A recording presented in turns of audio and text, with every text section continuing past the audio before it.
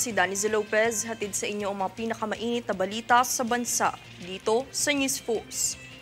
Sa ulo ng mga balita, Pilipinas wagi bilang Asia's leading dive destination sa ginanap na World Travel Awards 2023. Alert Level 1 nananatiling nakataas sa Bulkang Canlaon. Senador Raffy Tulfo isinusulong ang pagbabawal sa sapilitang kontribusyon ng mga estudyante sa pampublikong paaralan. DICT sumuporta sa pagsasagawa ng Philippine Game Development Expo. BMW nagpaalala hinggil sa online love scams. Kawani ng BI ibinalik ang nawawalang 56,000 piso ng pasahero sa NAIA. Patas at pantay na balita, komprehensibong ulat para sa pulso ng masa. Ito ang News Force. Para sa unang balita, itinalaga ang Pilipinas bilang undisputed 5-time Asia's leading dive destination sa ginanap na World Travel Awards o WTA Asia and Oceania Gala Ceremony 2023. Ito ay inanunsyo ni Philippine Department of Tourism Secretary Cristina Frasco nitong Miyerkules, ika-6 ng Setyembre, kasunod ng WTA Asia and Oceania Gala Ceremony 2023 na naganap sa GEM Center sa Ho Chi Minh City, Vietnam. Dagdag pa ni Frasco, ito ay isang testamento sa dedikasyon ng bansa para sa pagpapanatili ng tourism development at strengthened collaboration kasama ng tourism stakeholders.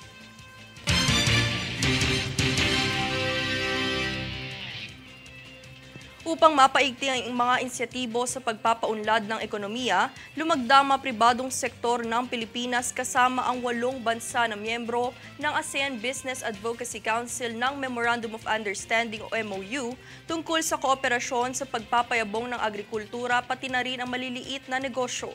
Kaakibat ng MOU na ito ang kolaborasyong pananaliksik at medium na gagabay sa mga Pilipino tungkol sa seguridad sa pagkain, pagpapabuti ng paggamit ng teknolohiya sa agrikultura at pagnenegosyo. Inirepresenta ang Pilipinas sa naturang pagpupulong ni ASEAN BAC Chairman Jose Maria Concepcion III na founder ng Go Negosyo.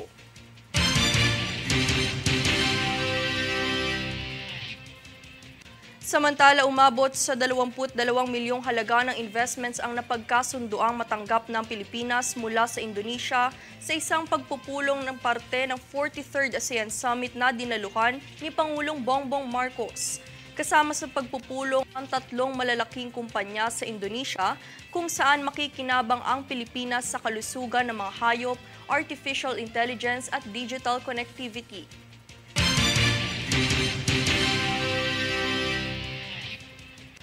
Sa ibang balita, binalaan ng PNP ang mga kandidato na iwasang tumanggap ng kontribusyon mula sa mga drug personalities para sa darating na BSKE. Ayon kay Iloilo City Police Office Director Colonel Joresti Coronica, ang mga opisyales ay miyembro ng Barangay Anti-Drug Abuse Council. Kung kaya't kwinestyon niya kung anong klaseng impormasyon ang kanilang aasahan sa barangay kung mangyaring maimpluwensyahan sila ng mga drug personalities. Anya, inaasahan umano ang pagpasok ng usaping drug money sa darating na botohan kung kaya't nagsasagawa sila umano ng intelligence activities, monitoring at pag-validate sa mga kasalukuyang opisyal ng barangay na sangkot sa iligal na droga.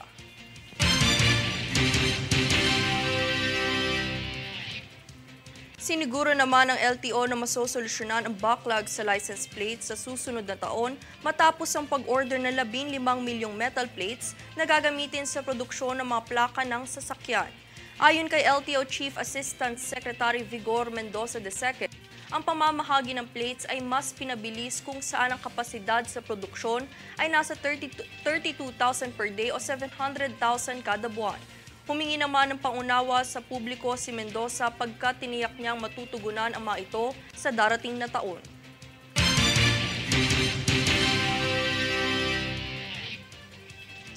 Sa ibang ulat, nakataas pa rin sa Alert Level 1 ang estado ng Bulkang Canlaon sa Pulo ng Negros kung saan ipinagbabawal na rin ng PHIVOLCS ang pagpasok sa 4 na kilometrong radius permanent danger zone sa paligid nito.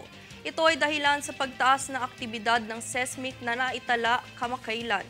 Sa kasalukuyan, mayroon itong naitalang bahagyang aktibidad na 23 volcanic earthquakes. Kaugnay nito, maaari umanong maganap ang biglaang pagputok ng steam o phreatic explosions. Ipinagbabawal rin pansamantala ang paglipad ng anumang aircraft malapit sa tuktok ng bulkan.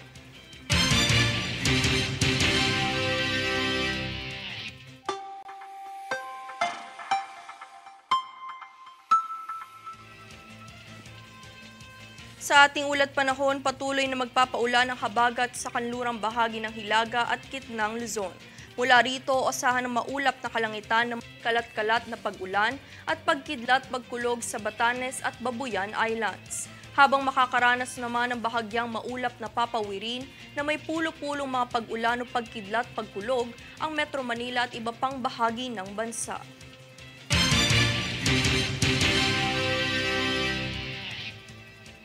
Susunod sa News Focus. PCG at DOTR nagkaisa para sa Maritime League Expo.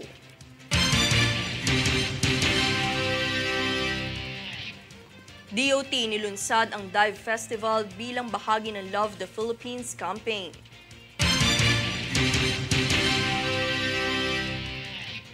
Senator Raffy Tulfo isinusulong ang pagbabawal sa sapilitang kontribusyon ng mga estudyante sa pampublikong paaralan.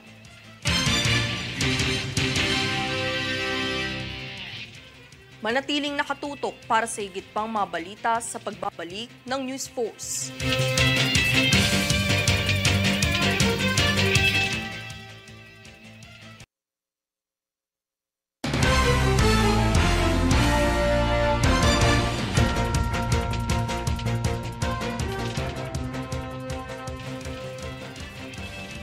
Nakatanggap ng 200 milyong halaga ng tulong pinansyal ang Philippine Orthopedic Center o POC mula sa Office of the President para bigyang prioridad ang sektor ng kalusugan sa bansa.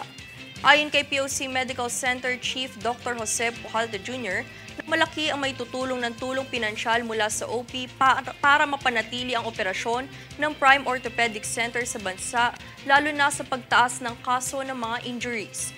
Dagdag pa niya, ang inisyatibong ito ay ang pagtupad ni Pangulong Bongbong Marcos na paigtingin ang kapakanan ng mga orthopedic patients na ipinangako noong pangalawang SONA.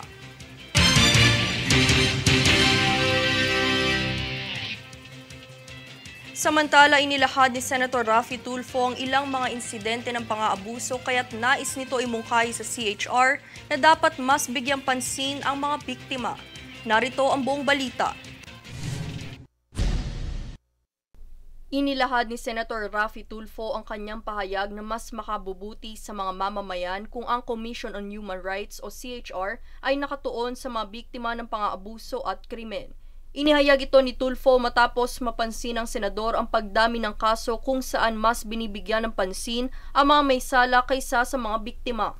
Binigyang diin ni Senator Tulfo na maraming Pilipino ang nangaabuso at nagiging biktima ng pang-aapi kaya't kwinestyon niya ang presensya ng CHR sa mga ganoong insidente.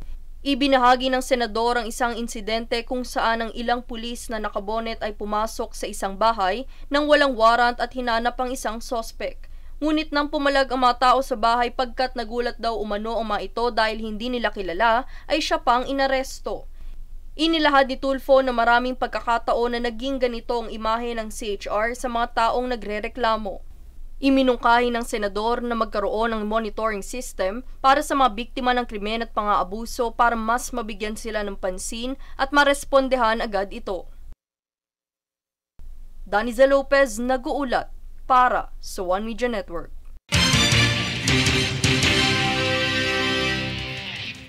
Hinggil sa pagtaas ng inflation rate sa bansa, ipinapanukala rin ni Senador Raffy Tulfo na ipagbawal na ang mandatory collection ng kontribusyon sa mga pampublikong paaralan. Alamin yan mula kay Princess Castro. Isinusulong ni Senador Raffy Tulfo na maisabatas ang Senate Bill No. 2420 o ang pagbabawal ng mandatory o sapilitang pangongolekta ng bayad at kontribusyon mula sa mga mag-aaral sa pampublikong paaralan.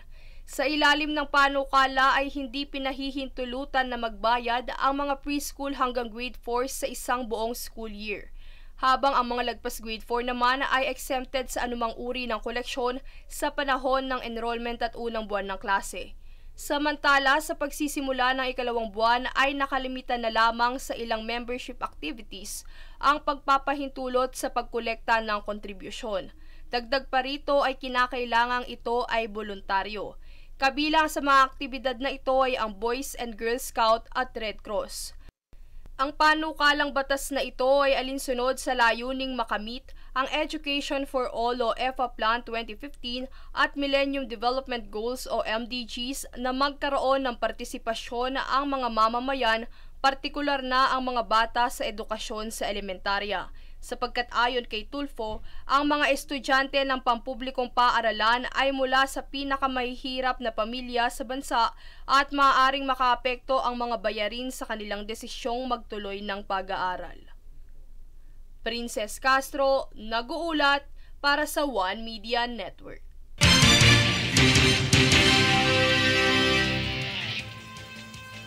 Sa patuloy na pagkalat ng mga scammers, nais si Senator Win Gatchalian na magbigay ng mas mabigat na parusa sa mga nagbebenta ng registered SIM cards na siyang ginagamit sa cybercrime.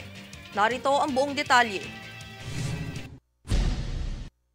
Matapos maisatupad ang SIM Registration Act, nagkalat pa rin naman ang mga scammers kung kaya't nais ni Senator Win Gatchalian na bigyan ng mas mabigat na parusa ang sinumang nagbebenta ng rehistradong SIM cards na nauuwi sa paggamit sa cybercrime.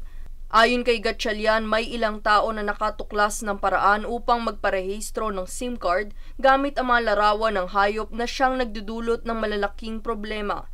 Binanggit ni Gatchalian na ang mga telco providers ay dapat magkaroon ng paraan upang suriin at kumpirmahin ang impormasyon ng mga gumamit ng SIM card matapos itong irehistro.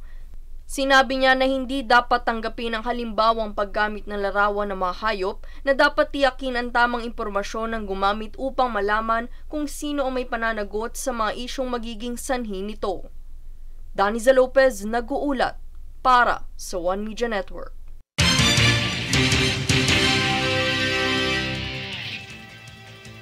Nakiisa ang PCG sa DOTR sa Maritime League Expo, Blue Economy Annual Trade and Conference o BICON na opisyal na binuksan kahapon ika-6 ng Setyembre 2023.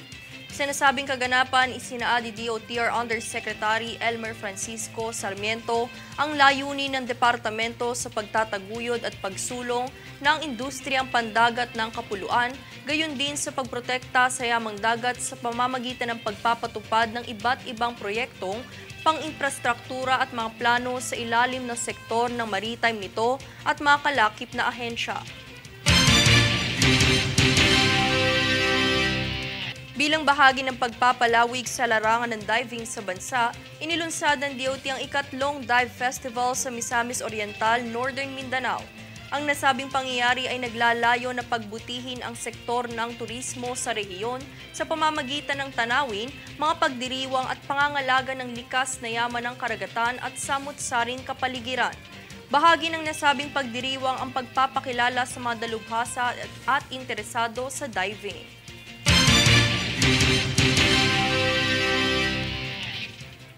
Ang DICT sa pamamagitan ng ICT Industry Development Bureau sa pakikipagtulungan ng Game Developers Association of the Philippines ay sumuporta sa inaugurasyon ng pagsasagawa ng Philippine Game Development Expo o PGDX 2023 sa SMX Convention Center, Manila nitong kamakailan lang. Ayon sa DICT, ito ang kauna-unahang expo na nakatuon sa industriya ng local game development ng bansa.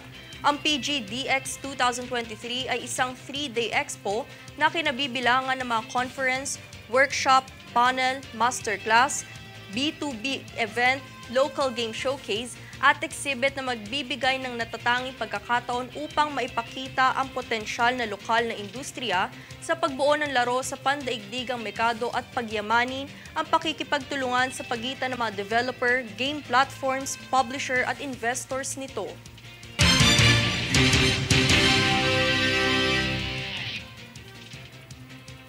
Susunod sa News Force. Mga benepisyaryo ng DOLE Tupad makakatanggap ng diskwento sa gamot.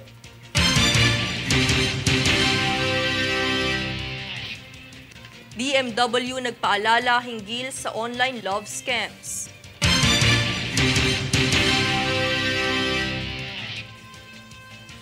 MMDA pinag-aaralan ng pagbabawas ng lanes ng sasakyan sa Katipunan Avenue.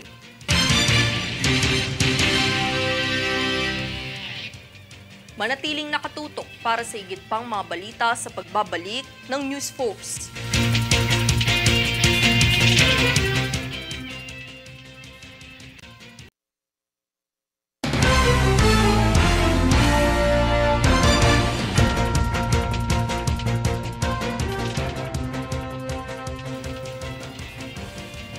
Hinggil sa paglaganap ng mga online romance swindling scheme o panghuhuthot, target ang mga OFW, nagbigay paalala ang DMW sa publiko na maging mapanuri sa mga nakikilala online.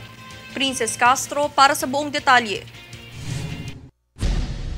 Nagbigay paalala sa publiko ang Department of Migrant Workers o DMW hinggil sa mga mapanlinlang na taong makikilala online. Ito ay matapos na may isang Pinay na Overseas Filipino Worker o OFW ang nabiktima ng dayuhang nagpanggap na kanyang nobyo ayon sa ulat ng Migrant Workers Office o MWO. Ang Pinay ay nakabase sa Switzerland kung saan nasa higit 2 milyong piso ang natangay ng suspect mula sa savings at personal loan nito. Dahil dito, hinimok ng DMW, partikular na ang mga OFWs na mag-ingat sa mga taong hindi pa lubos na kilala, kilatising mabuti at huwag agad na magpapadala sa mga matatamis na salita.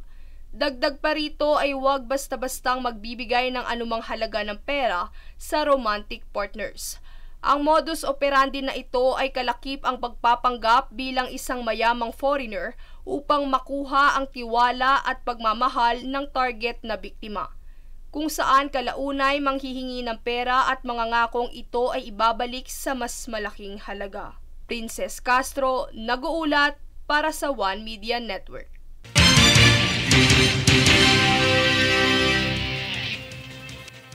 Magandang balita naman para sa mga benepisyaryo ng Tupad program na hatid ng DOLE, inilunsad na ang diskwento sa pagbili ng gamot.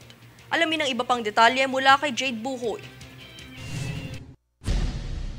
Matapos lumagda ng Department of Labor and Employment o DOLE at isang lokal na parmasya sa rehiyon ng Davao, opisyal nang ipinatupad ang diskwento sa gamot para sa mga benepisaryo ng Tupad at GIP. Ayon sa DOLE, mayroon 120,000 benepisaryo ng Tupad at 4,000 naman sa GIP mula noong Hulyo.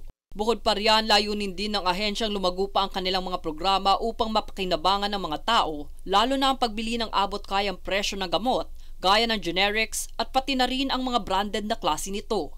Sinigurado naman ng DOLE na papalawigin nila ang pagbibigay ng mga benepisyo upang matugunan ang pangangailangan ng mga tao. Jade Buhoy, nag-uulat para sa One Media Network.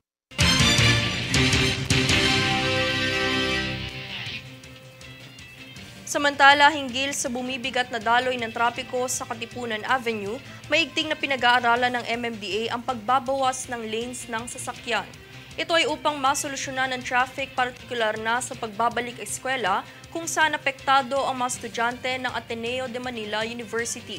Ayon sa datos, nasa 9,000 sasakyan ang naitalang dumadaan kada rush hour ng umaga mula alas 7 hanggang alas 8, habang nasa higit na 10,000 sasakyan naman sa rush hour ng alas 5 hanggang alas 6 ng gabi.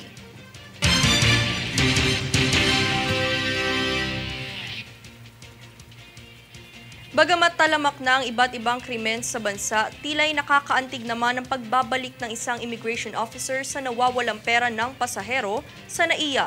Narito ang ulat ni Jade Buhoy. Kamakailan sa Ninoy Aquino International Airport o NAIA Terminal 1, ang nawawalang 56,000 piso ay sinauli ng immigration officer sa isang pasahero papuntang labas ng bansa. Kinilala ang butihing kawani ng Bureau of Immigration o BI na si Vincent Estacio kung saan natagpuan niya raw ang sobrang naglalaman ng malaking halaga ng pera noong alas 7 ng umaga sa departure area. Aniya, ito'y natagpuan niya sa sahig at tila nahulog ng may-ari. Awa daw ang unang sumagi sa isipan ni Estacio sa pagdampot nito. kung kaya't dali-dali niya itong na-turn over sa tanggapan ng Manila International Airport Authority Lost and Found. Dahil dito, pinuri ni BI Commissioner Norman Tansinco ang angking katapatan ni Estacio at pinahayag ang pag-asang dumami pa ang kagaya niya sa sektor ng gobyerno. Jade Buhoy, nag-uulat para sa One Media Network.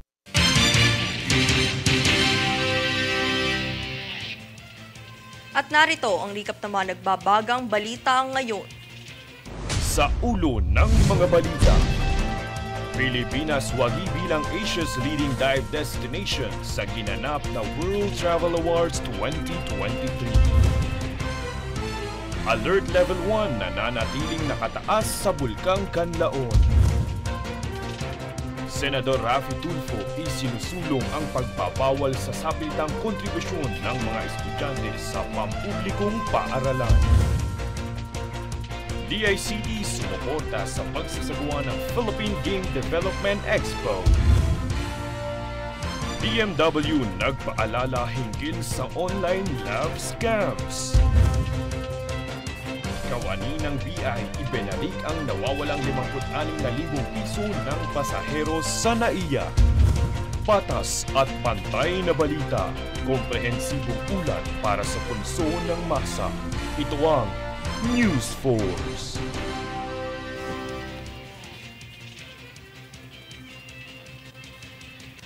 At yan ang pinakamainit na mga balita ngayong araw. Manatiling nakatutok sa aming mga ulat at updates sa aming Facebook page, facebook.com/OneMediaNetwork. Ako si Daniza Lopez at ito ang News Force.